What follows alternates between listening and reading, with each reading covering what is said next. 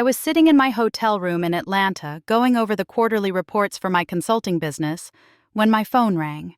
After 36 years of marriage, I knew Curtis's ringtone by heart.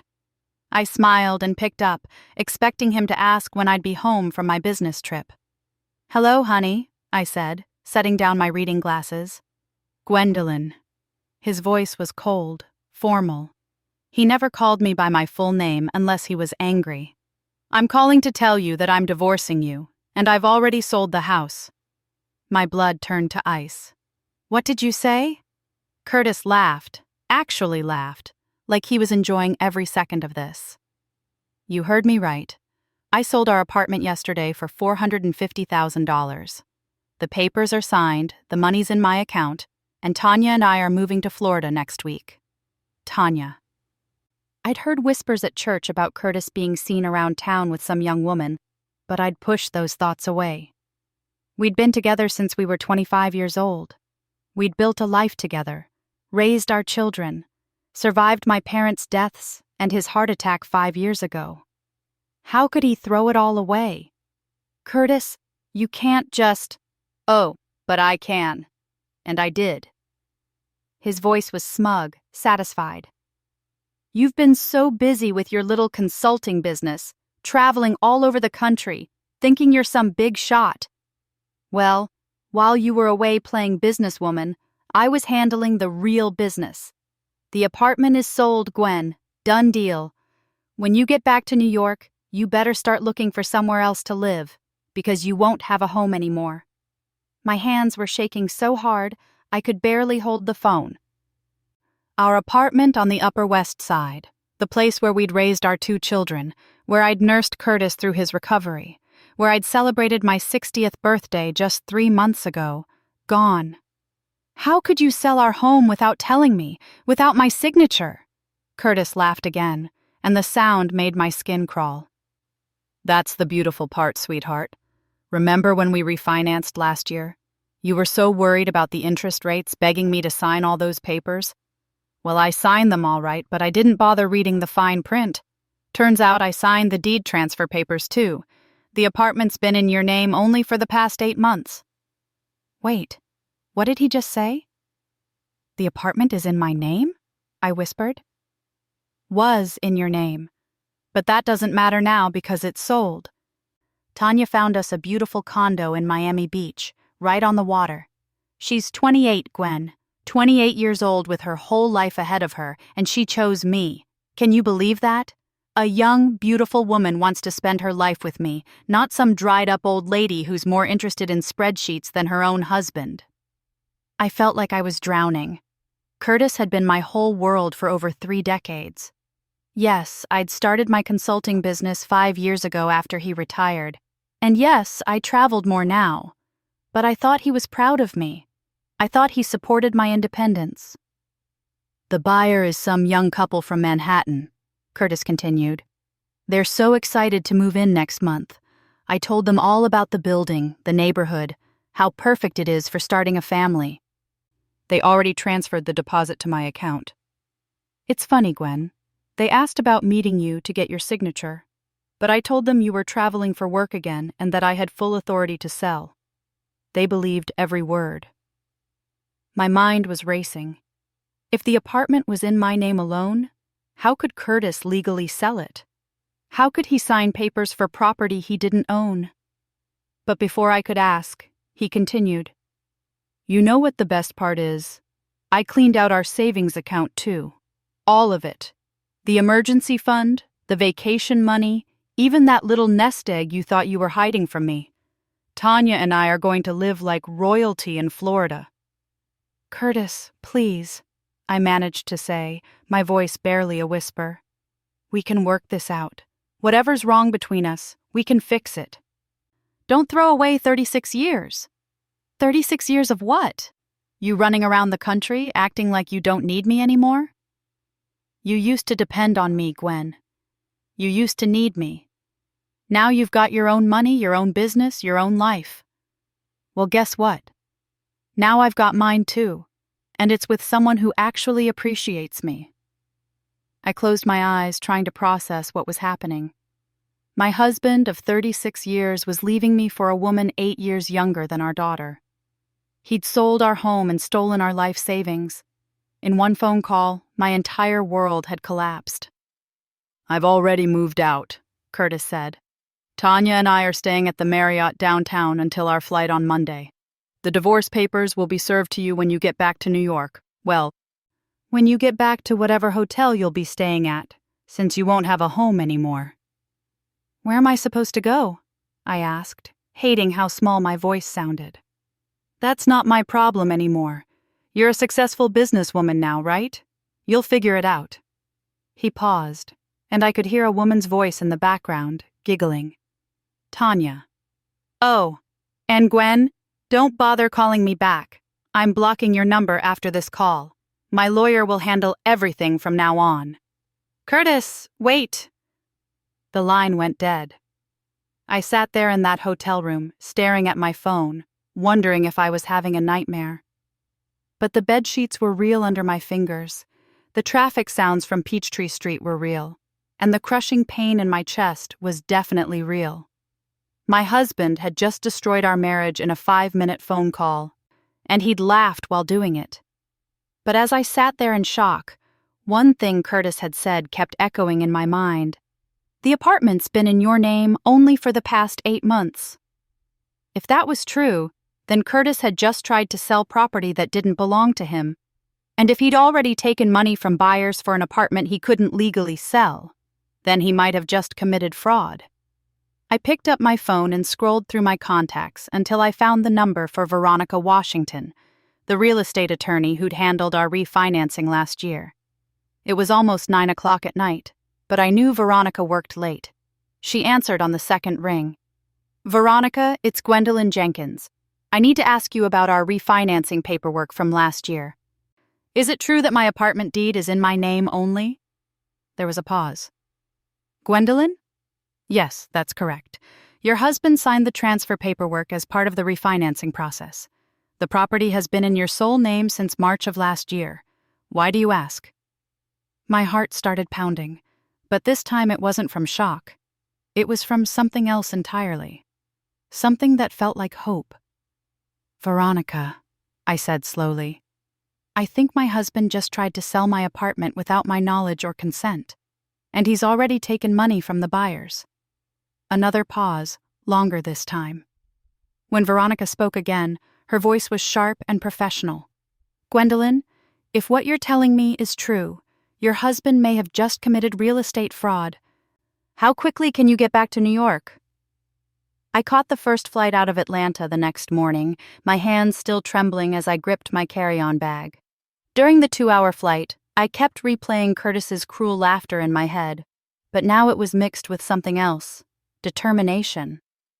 For 36 years, I'd been the dutiful wife, always putting his needs first, always assuming he had my best interests at heart. Well, those days were over. Veronica met me at her law office in Midtown Manhattan at 10 o'clock sharp. She was a sister I'd known since college, sharp as a whip and tough as nails. When we were young, we used to joke that she'd make a terrible enemy, but a fierce friend. Today, I was grateful to have her on my side. "Gwendolyn, I spent all night reviewing your case," she said, spreading documents across her mahogany desk.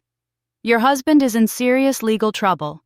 He took a deposit of $45,000 from buyers for property he doesn't own. That's textbook fraud." I sank into the leather chair across from her desk.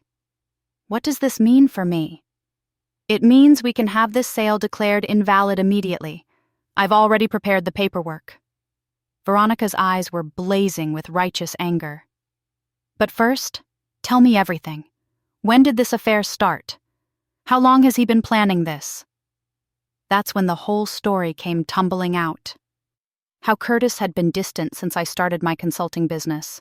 How he'd made cutting remarks about my new independence. How I'd caught him whispering on the phone late at night but trusted him when he said it was just his poker buddies making plans. "I should have seen the signs," I said, wiping away tears. "Last month he insisted on going grocery shopping alone. He started working out again, bought new clothes. I thought he was just trying to get healthier after his heart attack. Veronica handed me a tissue. Honey, you trusted your husband. That's not a character flaw. That's what marriage is supposed to be about. He's the one who betrayed that trust. She picked up her phone and dialed a number. I'm calling the buyers right now to inform them the sale is invalid. They have a right to know they're dealing with someone who doesn't own the property. I listened as Veronica spoke to someone named Mrs. Chen, explaining the situation in careful legal terms. The woman on the other end sounded shocked, then angry. When Veronica hung up, she looked satisfied. They're furious, as they have every right to be. They've been planning to move in next week, already gave notice on their current apartment, started packing. Mrs. Chen is demanding an immediate refund, and if she doesn't get it, she's talking about pressing charges. What about Curtis? What happens to him? That depends on what he does next. If he returns their money immediately and admits his mistake, they might let it go. But if he tries to fight this or claim it was an honest error... Veronica shook her head. Real estate fraud is a felony, Gwendolyn. He could face serious jail time. I felt a strange mix of emotions. Anger, satisfaction, and surprisingly, a little sadness. Despite everything Curtis had done to me, I didn't want to see him in prison. I just wanted him out of my life. There's something else, Veronica continued. I did some digging this morning. Your husband opened a new bank account 3 weeks ago with this Tanya person. The $45,000 from the buyers went straight into that joint account. My mouth fell open. He's been planning this for weeks. It gets worse. I found out more about this Tanya woman. Her full name is Tanya Rodriguez, and she's not just some innocent young woman who fell for an older man. She's got a history. 2 previous relationships with married men, both ending with the men leaving their wives and losing significant assets. There's a pattern here, Gwen. I felt like I'd been punched in the stomach. Curtis thought he was so smart, so clever, but he was just another mark in this woman's game. We need to act fast, Veronica said, pulling out her cell phone. I'm calling Judge Morrison's office right now to get an emergency restraining order, preventing any further financial transactions from that joint account. While she made her calls, I stared out the window at the busy Manhattan street below. People rushing to work, living their normal lives, while mine had been turned completely upside down. But for the first time since receiving that horrible phone call, I felt like I had some power back. Veronica finished her call and turned back to me. Good news. Judge Morrison is an old friend, and she's as disgusted by this situation as we are. She's issuing an immediate freeze on Curtis's new account, and we have a hearing scheduled for Monday morning to make it permanent. What do I do until then? You go home, to your apartment, the one that belongs to you. Veronica stood up and walked around to my side of the desk. Gwendolyn, I know this is overwhelming, but you need to understand something. You're not the victim here anymore. You own that apartment outright.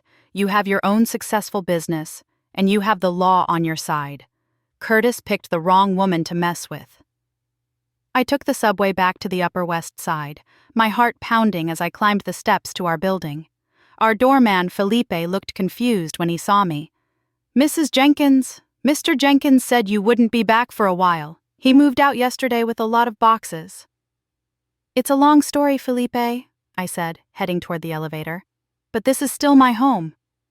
When I opened the apartment door, I gasped. Curtis had taken more than just his clothes. The living room was half empty. He'd taken the expensive leather furniture we'd bought for our 30th anniversary, the flat-screen TV, even the good china from my grandmother. But he'd left behind all the family photos, like our history together meant nothing to him. I walked through the rooms, cataloging what was missing, what remained. In our bedroom, my bedroom now, the jewelry box where I kept my engagement ring was gone. But when I checked the closet, I found something interesting. A shoebox hidden behind my winter coats, filled with documents. Credit card statements for cards I didn't know existed.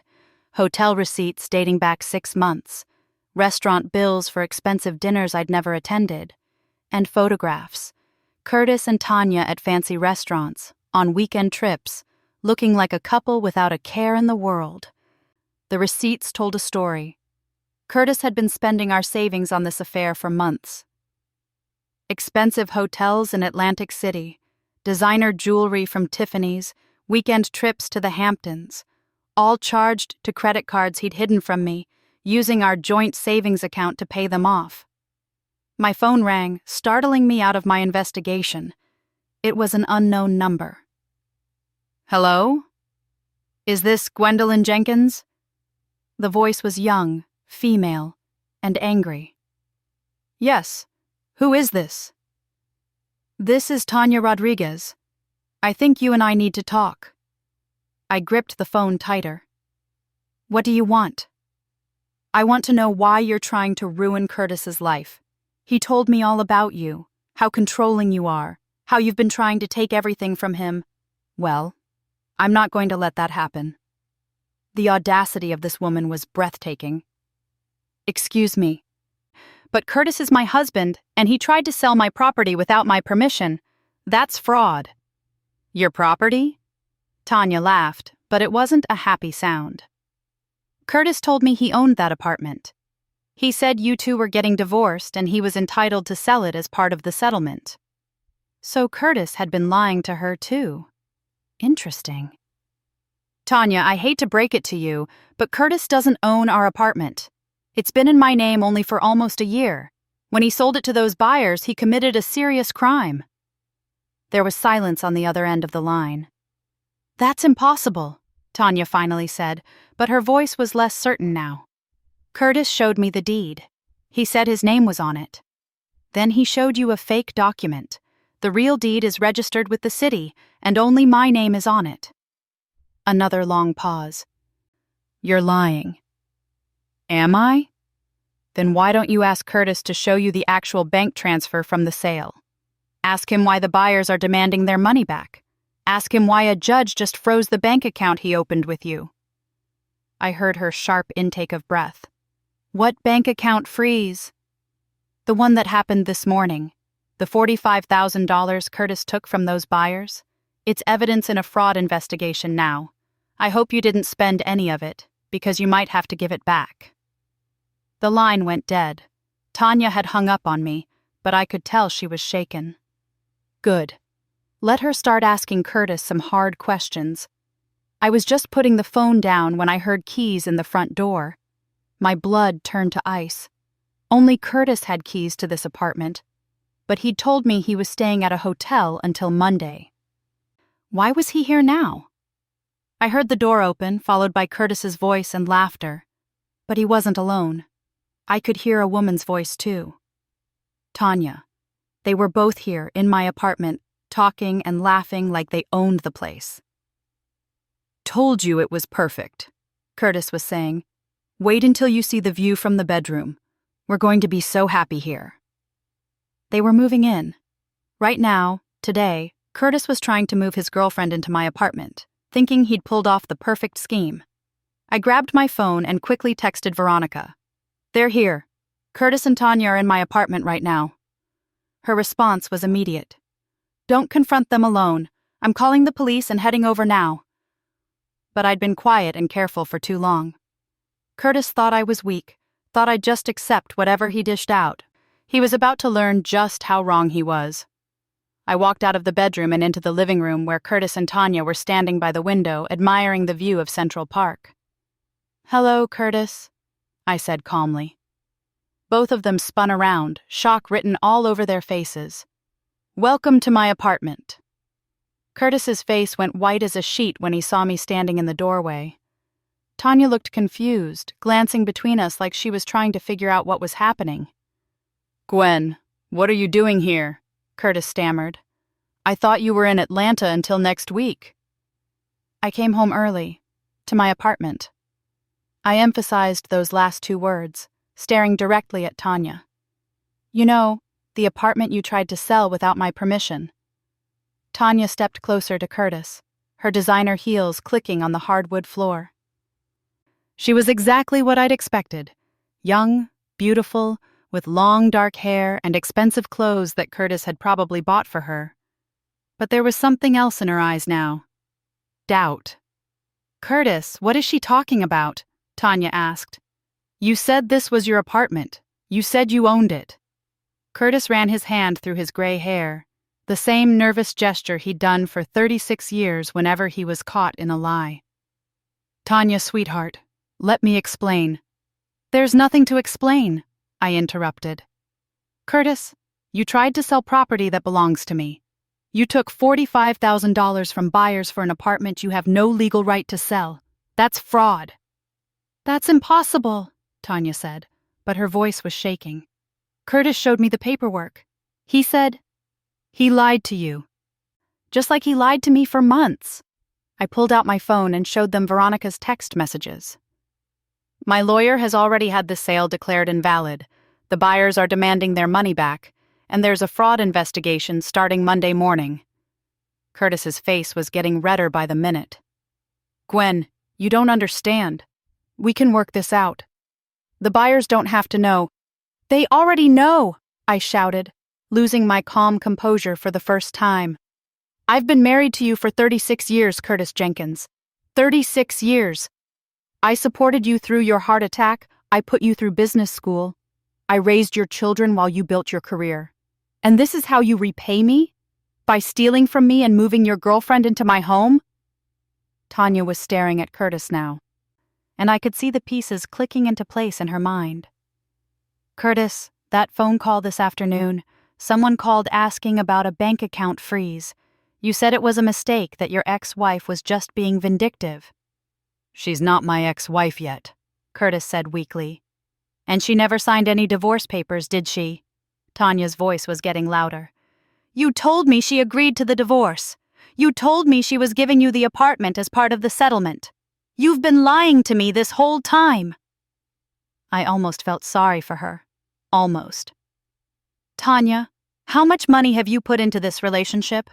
Did you help pay for this Miami condo Curtis told me about? Tanya's mouth fell open. I gave him $20,000 last month for the deposit. He said he needed it to secure our future together. She whirled on Curtis. You told me you were paying for everything yourself. Curtis held up his hands like he was trying to calm a wild animal. Ladies, please. We're all adults here. We can figure this out. That's when I heard footsteps in the hallway outside.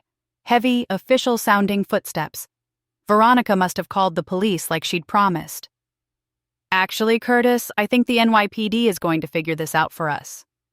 The knock on the door was loud and authoritative. Police! Open up! Curtis went completely pale. Tanya looked like she was about to faint, and for the first time in 24 hours, I felt like I could breathe again. I opened the door to find 2 officers in uniform and Veronica right behind them, carrying a briefcase and looking like a woman on a mission. Mrs. Jenkins? The older officer asked. I'm Officer Martinez. This is Officer Thompson.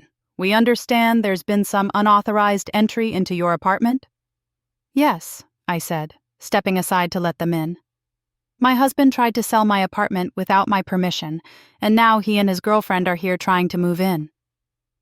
Officer Martinez looked at Curtis and Tanya, both standing frozen in my living room like deer caught in headlights. Sir, do you have permission to be in this apartment?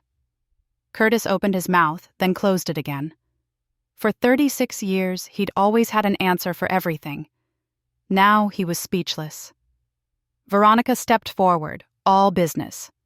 Officers, I'm Mrs. Jenkins's attorney. Mr. Jenkins fraudulently sold this apartment, which is solely owned by my client. He's already taken a $45,000 deposit from buyers for property he has no legal right to sell. That's not true, Curtis finally found his voice. This is my home too. I've lived here for decades. But you don't own it, Officer Thompson said, pulling out a notepad. Ma'am, he said to me, do you have documentation proving ownership? I handed him the deed that Veronica had brought. Officer Thompson studied it carefully, then showed it to his partner. Mr. Jenkins, according to this document, your name is not on the deed to this apartment. Do you have any paperwork showing you have a legal right to sell this property? Curtis looked desperately at Tanya, but she had backed away from him and was staring at him like she'd never seen him before. We were married. Community property. New York is not a community property state, Veronica interrupted smoothly. And even if it were, Mr. Jenkins would still need his wife's signature to sell marital property, which he doesn't have. That's when Tanya exploded. "You son of a bitch!" she screamed at Curtis. "You told me you were divorced. You told me the apartment was yours. I quit my job for you. I gave you my savings." She was crying now, mascara running down her cheeks. "I thought we were going to start a new life together." "Tanya, please." Curtis reached for her, but she slapped his hand away. "Don't touch me! You're a liar and a fraud!" She turned to the officers. "I want my money back, all of it.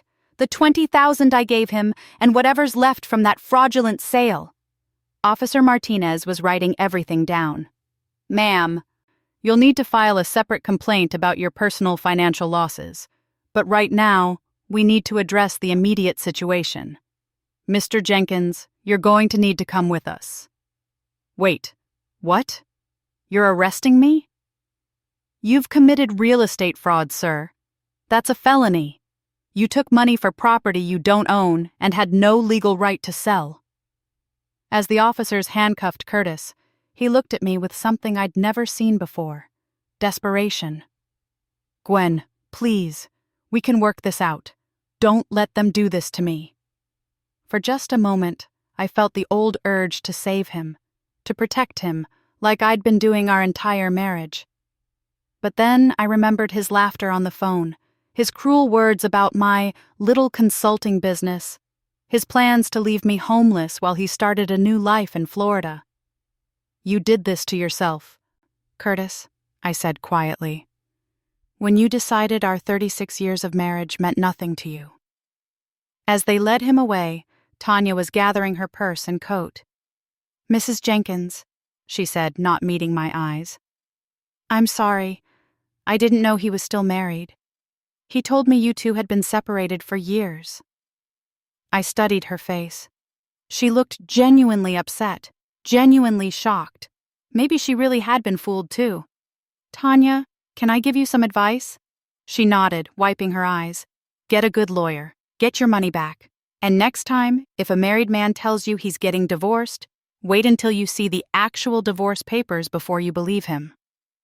After everyone left, I stood alone in my apartment, looking out at Central Park as the sun set over Manhattan. The place felt different somehow. Cleaner. Like the air itself was fresher without Curtis's lies polluting it. My phone rang.